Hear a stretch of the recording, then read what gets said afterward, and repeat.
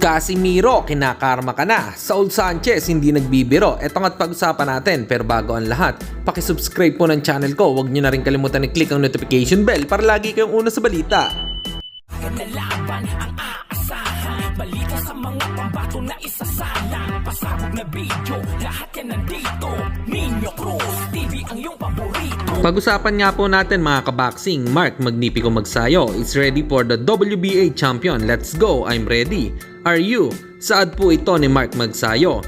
Sa kanyang post, si Lamont Roach Jr. na nga ba ang pinapahiwatig ni Magsayo? Mga kaboxing, excited na ba kayo kung sakaling kagatin ito ni Roach Jr. ang hamon ni Triple M?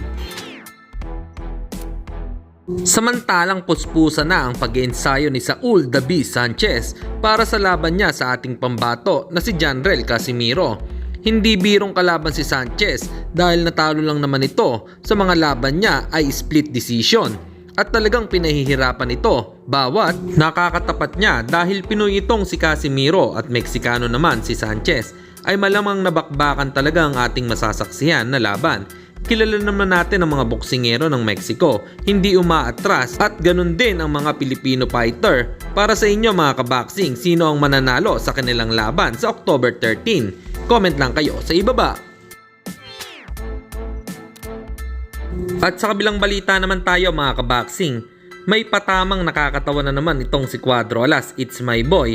Ayon kasi sa kanyang post sa social media ay ikaw yung kalmado lang nung sinisiraan ka. Tapos nabalitaan mo yung nanira sa'yo, kinakarma na. May idea po ba kayo mga kaboxing kung sino ang pinatatamaan dito ni Cuadro Alas? Comment lang kayo sa ibaba. Hanggang dito na lang muna ang ating balita. Dito na lang ang aking boxing news report. Babu!